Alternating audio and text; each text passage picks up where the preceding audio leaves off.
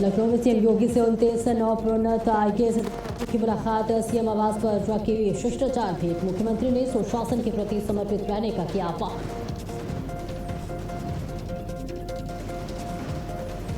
राम जन्मभूमि मंदिर में सीईओ के लिए निकले भर्ती आवेदन की अंतिम तारीख 18 जुलाई 2026। मंदिर ट्रस्ट की मांग, सीईओ का हिंदू होना अनिवार्य।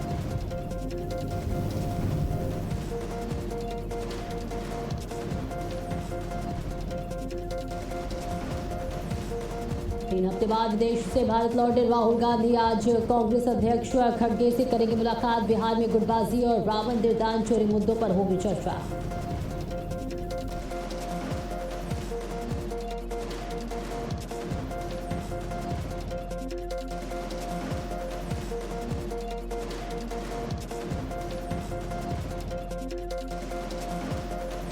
उत्तर प्रदेश के कई जिलों में भारी बारिश की चेतावनी। मौसम विभाग ने जारी किया अलर्ट। लोगों से सावधानियां बरतने की अपील।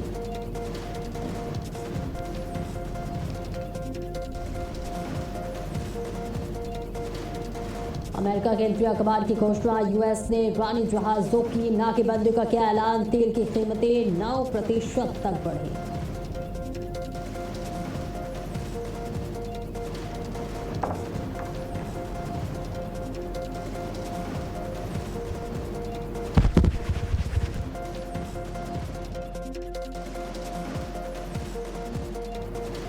नमस्कार, भारत अपडेट देख रहे हैं आप। मैं हूं आपके साथ सपना दीपक मदेशिया। बुलेटिन का आगाज करेंगे बड़ी खबर के साथ और लखनऊ से बड़ी खबर आपको बता दें, जहां मुख्यमंत्री योगी आदित्यनाथ से मिले 29 नवप्रोन्नत आईएएस अधिकारी। ये बड़ी जानकारी आप तक पहुंचवा रहे हैं लखनऊ से, जहां मुख्यमंत्री योगी आदित्यनाथ से मिले 29 नवप्रोन्नत आईएएस अधिकारी। मुख्यमंत्री आवास पर अधिकारियों ने शिष्टाचार भेंट की। पीसीएस से आईएएस बने अधिकारियों ने की शिष्टाचार भेंट। मुख्यमंत्री योगी ने अधिकारियों को दी शुभकामनाएं। प्रशासन के प्रति, सुशासन के प्रति समर्पित रहने का किया आह्वान। ये बड़ी जानकारी आप तक पहुंचवा रहे हैं, जहां मुख्यमंत्री योगी आदित्यनाथ से मुलाकात। जहां उत्तर प्रदेश के मुख्यमंत्री योगी आदित्यनाथ ने हाल ही में लखनऊ स्थित अपने सरकारी आवास पर 29 प्रांतीय सिविल सेवा से भारतीय प्रशासनिक सेवा में प्रोन्नत हुए तमाम अधिकारियों से मुलाकात की और इस शिष्टाचार भेंट के दौरान मुख्यमंत्री योगी आदित्यनाथ ने अधिकारियों को पदोन्नति की शुभकामनाएं दी। ये बड़ी और अहम जानकारी, जहां सुशासन के प्रति समर्पित रहने का भी आह्वान मुख्यमंत्री ने कहा। अधिकारियों को जनसेवा के प्रति पूरी निष्ठा, उच्चतम स्तर की ईमानदारी और सुशासन के प्रति बद्ध रहने के लिए प्रोत्साहन किया। इसके साथ ही जन समस्याओं को संवेदनशीलता के साथ हल करने और सरकारी योजनाओं का लाभ समाज के अंतिम व्यक्ति तक पहुंचाने के भी निर्देश दिए। और इस बीच ये तस्वीर आप तक साझा कर रहे हैं, जहां मुख्यमंत्री योगी आदित्यनाथ ने बताते चले कि बड़े पैमाने पर तबादले हुए, जिसके बाद मुख्यमंत्री योगी आदित्यनाथ ने इन सभी से मुलाकात करते हुए नजर आए। तो ये तस्वीर आप तक साझा कर रहे हैं। इसके साथ ही मुख्यमंत्री योगी आदित्यनाथ ने उनके पदोन्नति पर बहुत बहुत बधाई और शुभकामनाएं दी है। तो आपको बताते चले, यूपी में योगी सरकार ने बड़े पैमाने पर पीसीएस अफसरों के तबादले कर दिए हैं और इसमें कई एसडीएम को भी नई तैनाती मिली है। पीसीएस अफसर भी यहां पर आगे के लिए काम करने की भी प्रतिबद्धता जताते हुए नजर आए। तो उत्तर प्रदेश के मुख्यमंत्री योगी आदित्यनाथ ने हाल ही में लखनऊ स्थित अपने सरकारी आवास पर 29 प्रांतीय सिविल सेवा से भारतीय प्रशासनिक सेवा में पदोन्नत अधिकारियों को बहुत बहुत बधाई और शुभकामनाएं दी है। इसके साथ ही इस शिष्टाचार भेंट के दौरान मुख्यमंत्री ने अधिकारियों को पदोन्नति दी।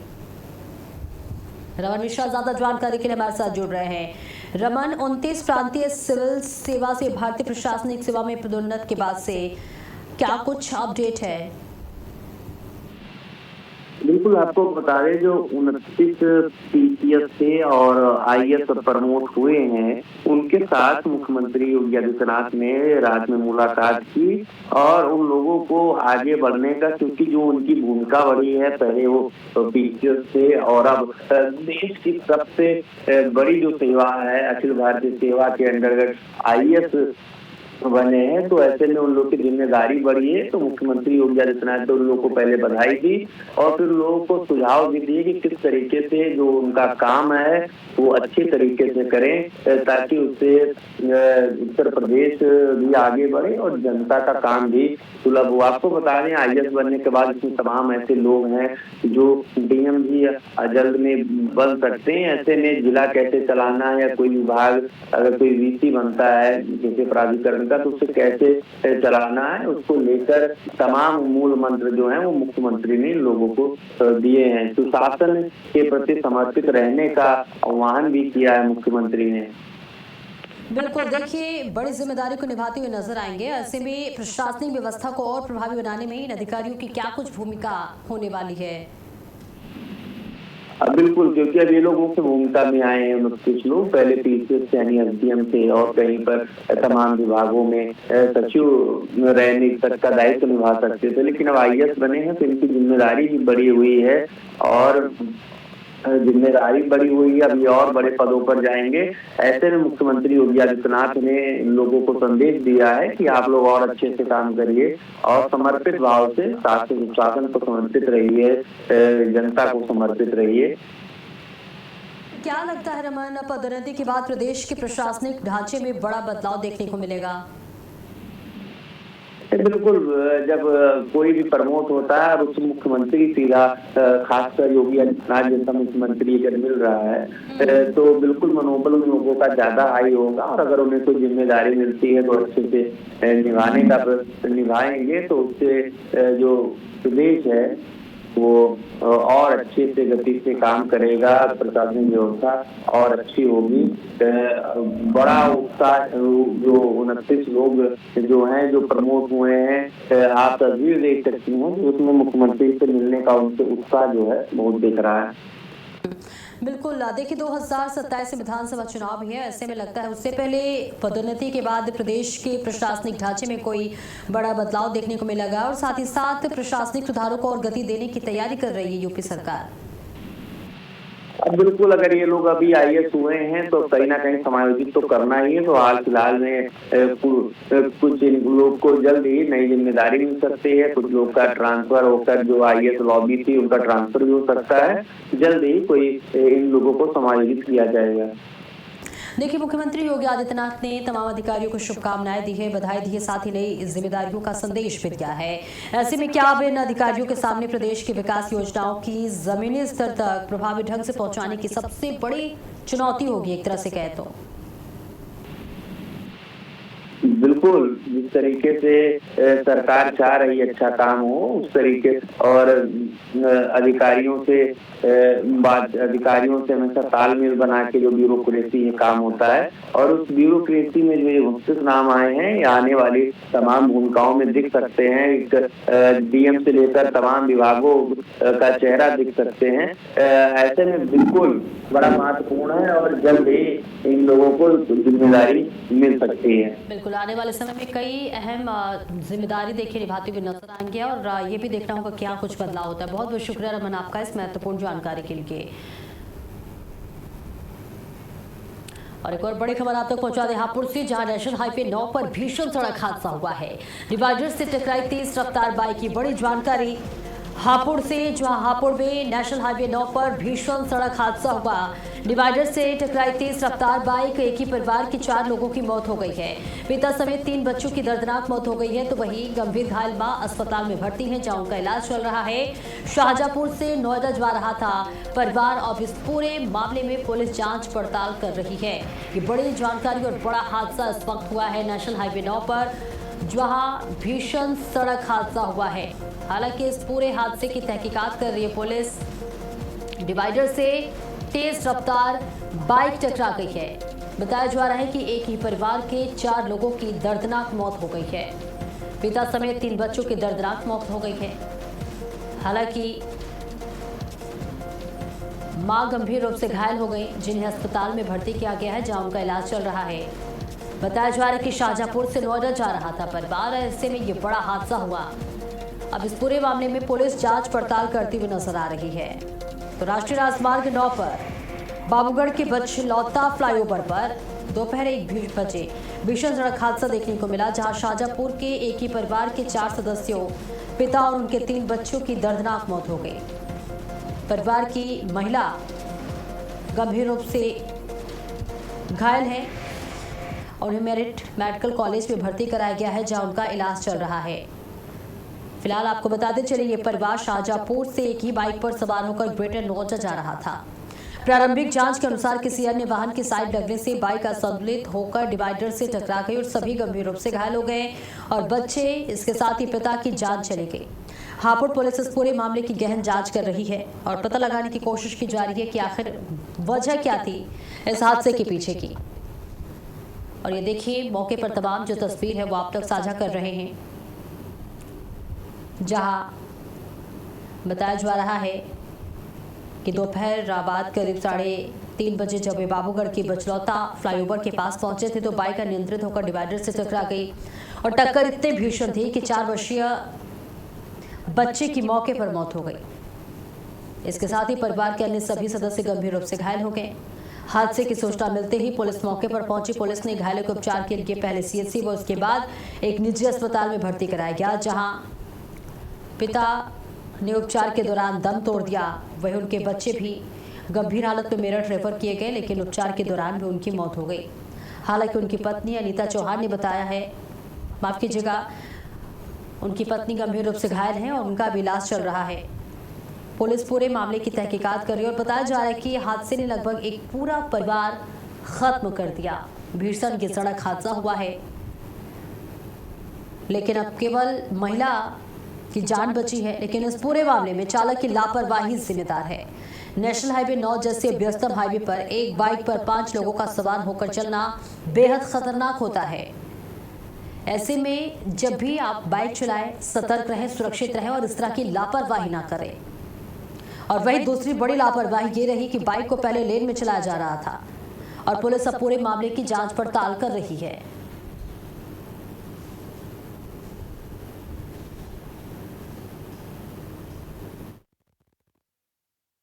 शाहजहांपुर से एक दंपत्ति जो कि अपने 3 बच्चों के साथ एक ही बाइक पर कुल 5 लोग सवार होकर के आ रहे थे और नोएडा में ये दोनों पति पत्नी कार्य करते हैं, वहां जा रहे थे। बचलौता फ्लाईओवर के पास में ऐसा प्रतीत होता है कि गाड़ी डिसबैलेंस होकर, क्योंकि बिल्कुल डिवाइडर के पास वाली जो लेन है जिसमें हैवी गाड़ियां चलती हैं, उसमें ये गाड़ी डिसबैलेंस होकर संभवतः जो एक डिवाइडर के पास पोल्स लगे उससे टकरा करके ये घटना हो गई है।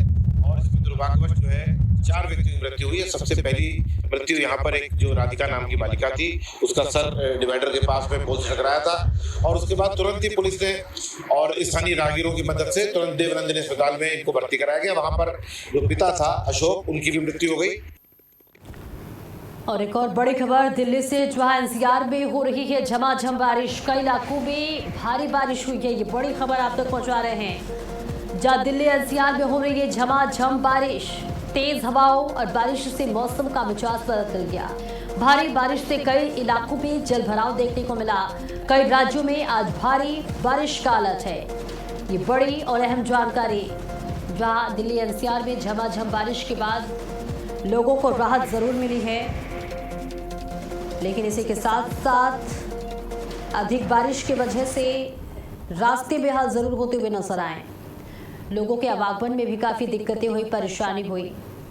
2021 में 13 जुलाई को मानसून पहुंचा। लू, उमस और धूल भरी आंधियों से यहां जरूर राहत मिलती हुई नजर आए।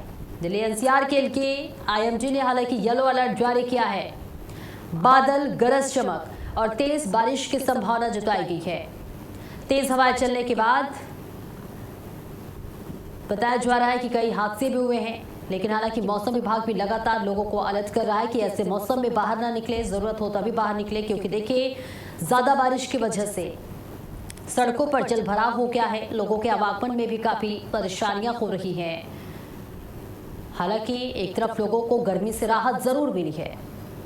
तो बड़ी जानकारी आप तक पहुंचा रहे, जहां दिल्ली एनसीआर में झमाझम बारिश के बाद से लोगों को गर्मी से राहत मिली है, तो वही सड़कों पर जल भराव के बाद लोगों को दिक्कतें और परेशानियां होती भी जरूर नजर आ रही हैं। और ये तस्वीर आप तक साझा कर रहे हैं, जहां दिल्ली की सड़कों पर लबालब पानी भरा हुआ है। आवागमन में काफी दिक्कतें और परेशानियां हो रही हैं। लेकिन वहीं उमस और गर्मी से लोगों को जरूर राहत मिलती हुई नजर आ रही है। सड़कों पर जल भराव है, भारी ट्रैफिक जाम की समस्या से लोगों को परेशानियां हो रही हैं। दिल्ली एनसीआर के कई इलाकों में जैसे विकास मार्ग, नई दिल्ली रेलवे स्टेशन, सदर बाजार, द्वारका दिल्ली नोएडा एक्सप्रेसवे पर पानी भरने से वाहनों की रफ्तार जरूर धीमी होती हुई नजर आ रही है। तो ये तस्वीर आप तक साझा कर रहे हैं। जहां हिमाचल प्रदेश में भी पूरी तरह से सक्रिय हुआ मानसून। स्नेह कमल ज्यादा जानकारी के लिए जुड़ रहे हैं। स्नेह कमल, एनसीआर में भारी बारिश के बाद से हालांकि लोगों को देखिए गर्मी से राहत जरूर मिली है, लेकिन सड़कों पर जलभराव के बाद से लोगों के आवागमन में काफी परेशानी हो रही है। आरजी ने क्या कुछ और अलर्ट जारी किया है आने वाले समय के लिए?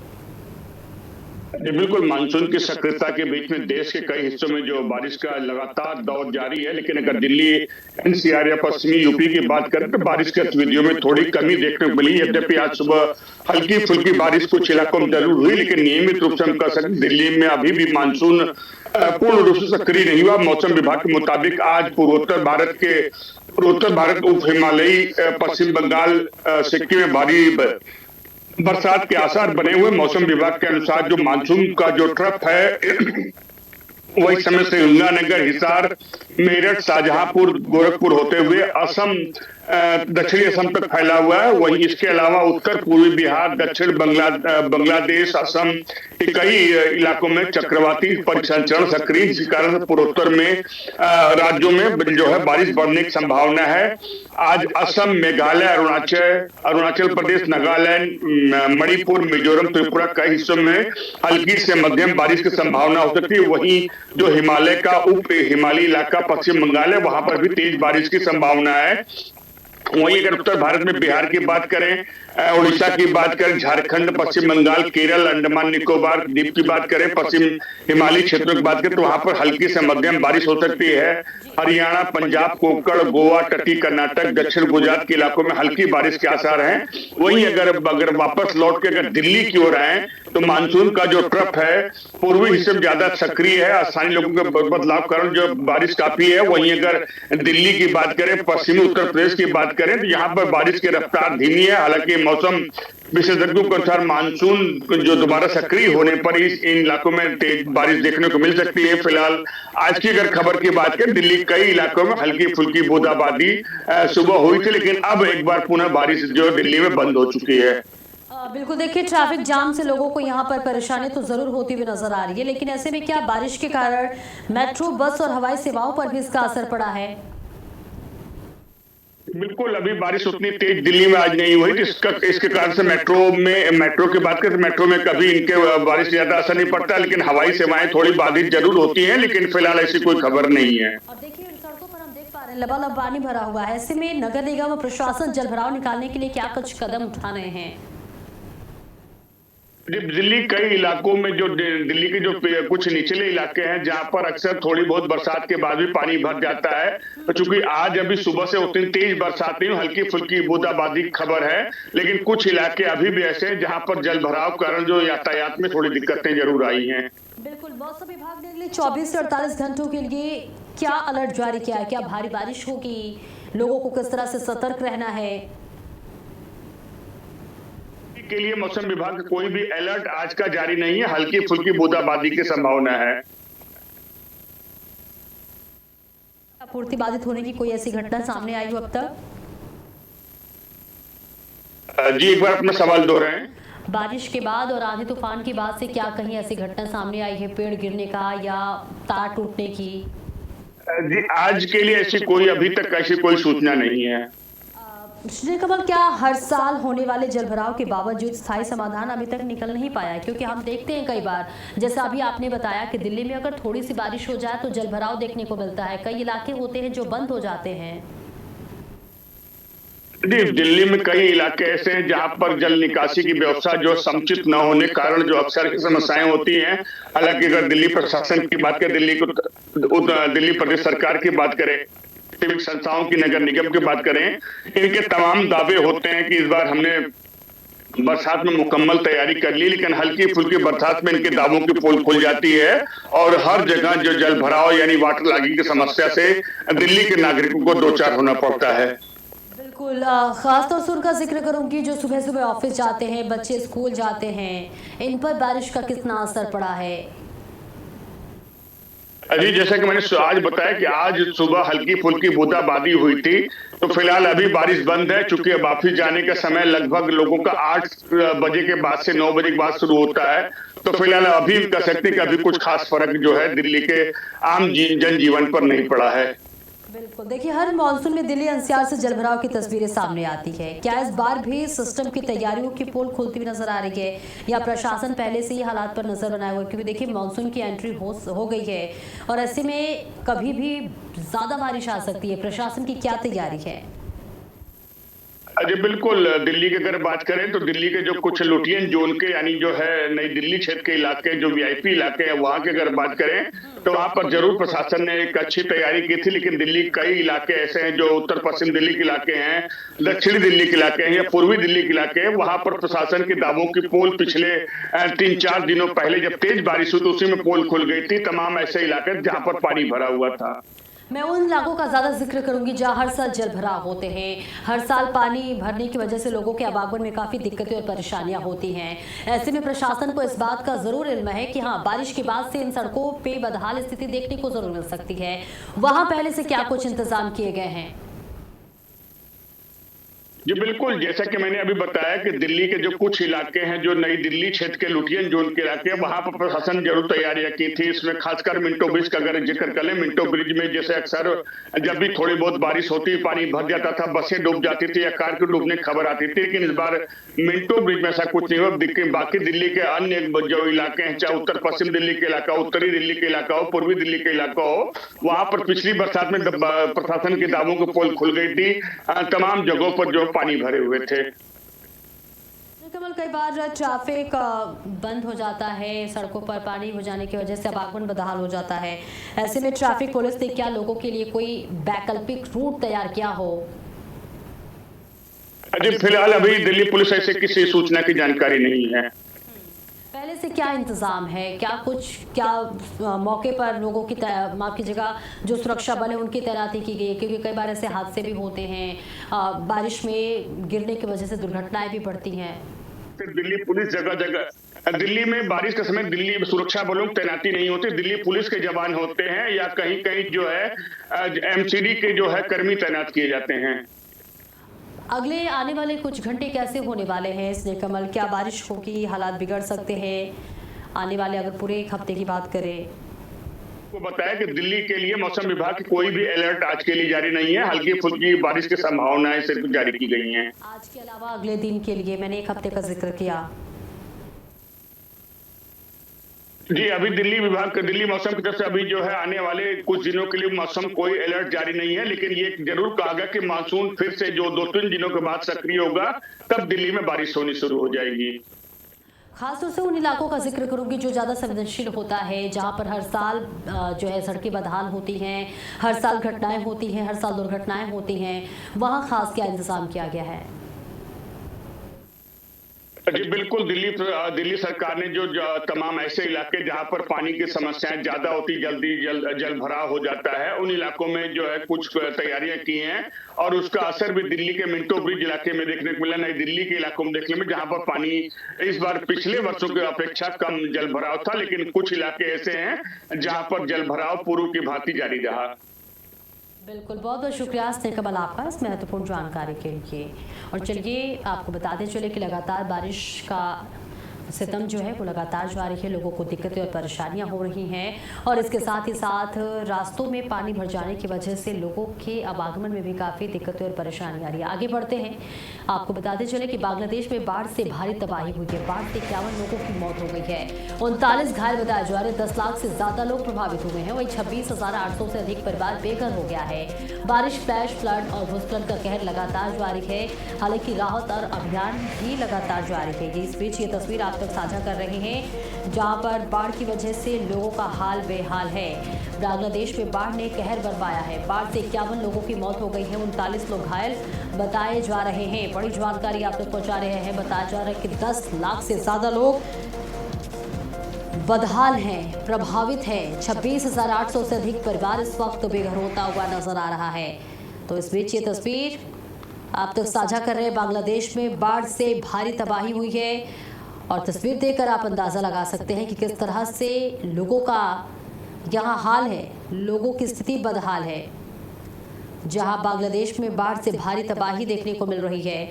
बाढ़ से 51 लोगों की अब तक मौत हो गई है। बेहद दुखद घटना। इसके साथ ही 39 लोग घायल बताए जा रहे हैं, जिनके हालात गंभीर हैं। उनका अस्पताल में इलाज चल रहा है। 10 लाख से ज्यादा लोग प्रभावित हुए हैं इस बाढ़ से।